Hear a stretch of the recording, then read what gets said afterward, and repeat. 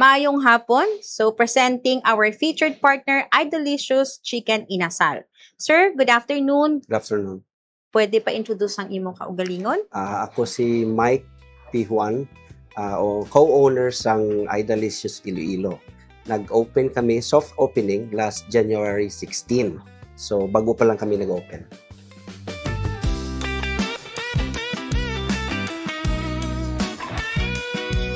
So, mamangkot ako, sir, ano ang nag-inspire sa imo para mag-open sa Idolicious Inasal? Well, una gid is handom gini isang wife ko, si Ella, the co-owner of Idolicious Iloilo. Gusto niya gid mag-start restaurant or cafe, but we couldn't find, hindi kami kakita sa the right kind of restaurant. Then, the opportunity came, nakita namo niyang si Aida sa Bacolod, nag-meet kami sa ila, owners, kag nakakadto kami sa agreement. So, it's a dream come true, nakano kami sa Idolicious.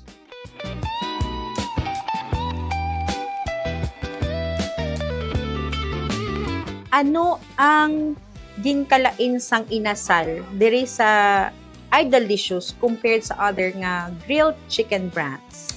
I think ang originality, Bacolod gini siya. So, damo na di kakaon gambal nga pariyugid sa Bacolod, which is true. So, although nami man ang iban guro mga restaurant na may so amo gining ginapangita sang tao sang Bacolod nga inasal.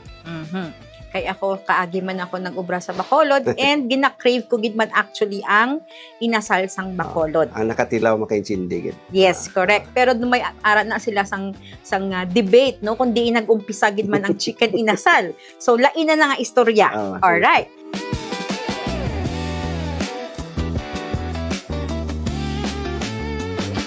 Now, sir, ano ang best-selling menu item ninyo and nga nanamian ang mga customers sang Idolicious? Ang best-selling namon is di paa kagang petyo. Amo ginang basic doa namon ka manok so far na ginsugod namon. Di damo ginaga-order sa amon, take out kag dine-in. And syempre, hindi kompleto kung wala sang chicken oil. Amo ginapangita.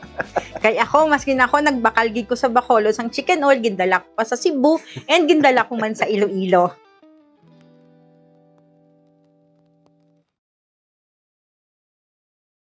Sino ang usual nga mga customers mo diri, sir? Estudyante, pamilya, office workers, or na mga neighbor mo? Halos tanan, no? Ang neighbors, number one, ragi nagsugod. Then eventually, mga families, ikadto na di, kung sa kabataan.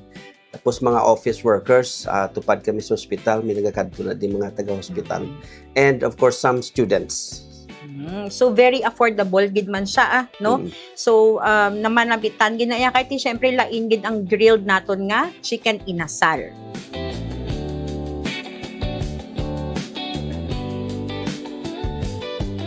Ano ang mga makadto kita, sir, sa marketing strategies naton kay especially nga bag-o lang ka-open si Idolicious. Now, ano ang mga challenges nga na-encounter mo so far, sir? There are a couple, may duwagor I think that came to mind. Number one ang sa marketing, nag-improve na actually. Pero I think damo ga feedback sa akon sa customer. Tambal sa sir, kung may marketing pagid, damo pagid na di makadto. That's one, we have to improve that. Tapos ang amon system of running the business to serve ang amon mga customer kis ginakulang pa kami. So damo pa improvements. So those things we are putting into consideration kay kisa hindi namon makita tanan because of that. Okay, alright. Kay balaan ko kagina gid pamangkot ta ka kun kamusta diri.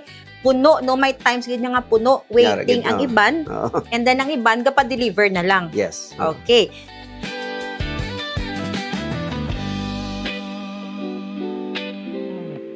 Currently, sir, ano ang mga marketing strategies nga ginagamit ninyo? So far, social media. Nagbutang kami the moment nag-social media, nagdako ang improvements. Word of mouth, nagambal ang mga tupad balay, ang mga friends, nagakadto di sila because of word of mouth. Those are the two things at least ang right. Oo, kay halos na nan subong social media na, no? And kagina gin pakita mo sa akon nga may naga-TikTok dire, no? So manami gid siya.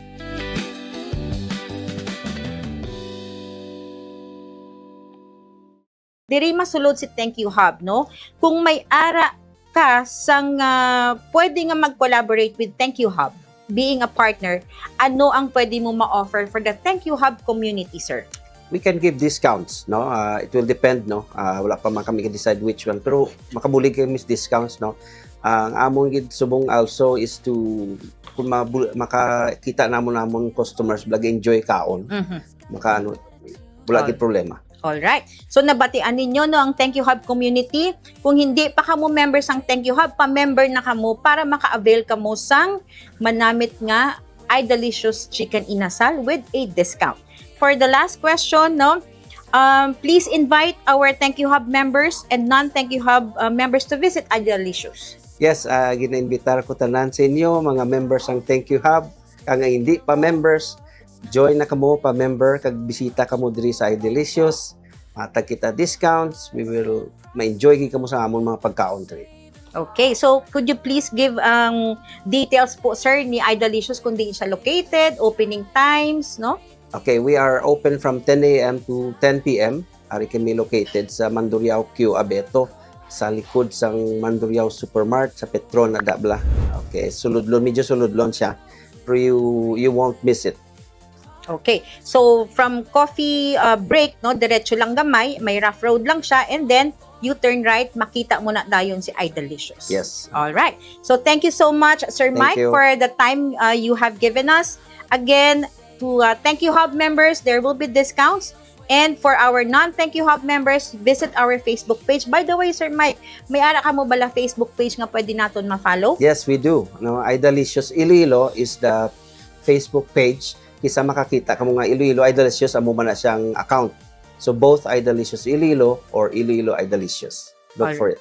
Okay, so thank you for being a partner with Thank You Hub. Thank you.